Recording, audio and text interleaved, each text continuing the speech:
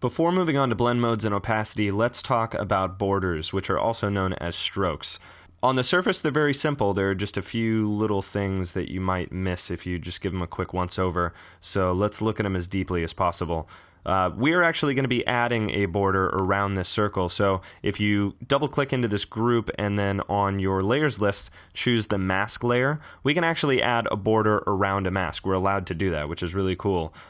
Even though it's behaving as a mask, it can also have style to it. So with that mask selected, I'm going to go over to the inspector. I'm going to click on borders to add a border. And our border is going to be white, and it's going to be a solid white. You'll notice that a border can either be a solid fill, a linear gradient, a radial gradient, or an angular gradient, which is really cool. I was surprised and delighted by that in Sketch. In many design applications, you can only do a solid color for a border or a stroke. Adobe Illustrator was one of those applications until very, very recently. So the next thing we have to do, let's get away from the color here. Next thing we have to do is thicken this up a bit. I'm thinking a thickness of 12 should be good. And you'll notice here it says position, center. There's inside position, there is center position, and there's outside position. And because this is behaving as a mask, when we do the inside position, it doesn't show up. It's masking it out because there's an image being popped in there. Normally, if you have a path or if you have a shape, the inside position is going to display the stroke at the thickness described. And that inside position can be a really good idea if you're going to have several versions of the same object and you want all of those assets to be exported at the same size. If you have a version with no border and a version with a border, the outside position will be a larger object because that outside border will make the shape wider and taller. So the inside position can save you from that kind of trouble. Now for our design, this is going to be an outside border. So now you'll notice my decision to use a thickness of 12 is too thick. Previously, it was set on center, so only half of it was visible because the other half is having a conflict with the mask. So going to outside, I'm going to turn it down to 6.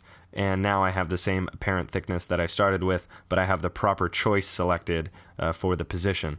Now the next thing to take note of is that above borders there's a little gear, and on that gear we get a menu, and that menu allows us to do a few things. It allows us to make decisions for open paths, and open paths are like lines and curved paths that aren't closed shapes. We have our open paths and we have our closed paths. So for open paths, things like lines, I'm going to go draw a path real quick. I'll go to Insert, choose Pencil, and I want to get outside of this group real quick. Otherwise, I'm going to end up accidentally masking it, popping it into that mask. I want this to be next to my artboard here. So I'm just going to draw a squiggly line real quick, and I'm going to give it a thickness that makes it easy to see. Now you'll notice that on my layers list, it shows path 2, which I drew outside of my artboard. It shows that it's in my artboard. It shows underneath outline of player, which is the name of my artboard you can see up here. So I'm going to drag it up and over my artboard so that way it shows up as its own separate thing.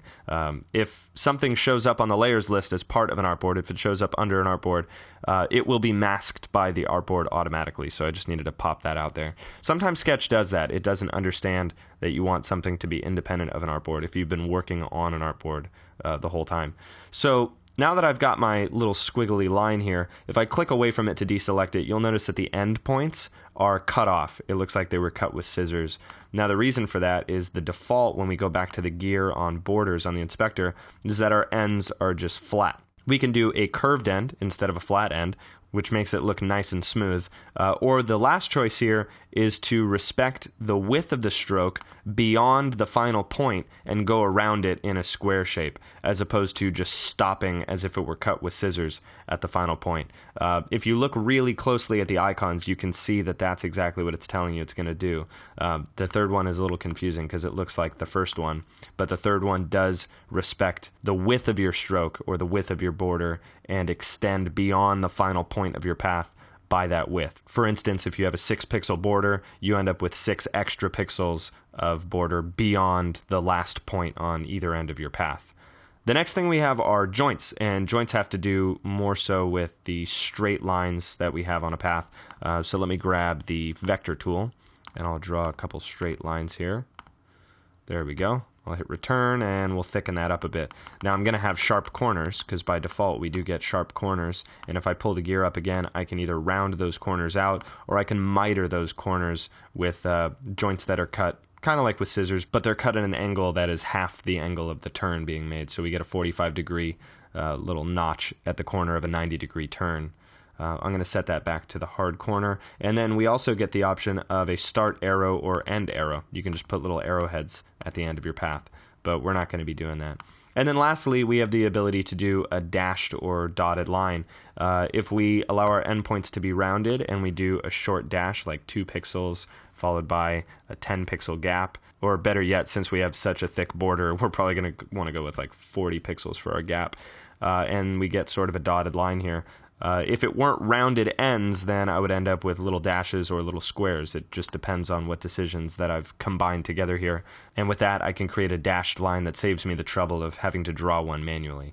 So that can be pretty cool, but we're not actually going to be using that anywhere in our user interface, so I'm going to delete these. So again, we just want to get our border around this image, and this is the mask path that is masking our artwork.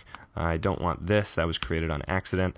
And with that border, let's see, are there any other borders we're going to need on the interface? Not just yet. These are actually going to get shadows down here instead of borders.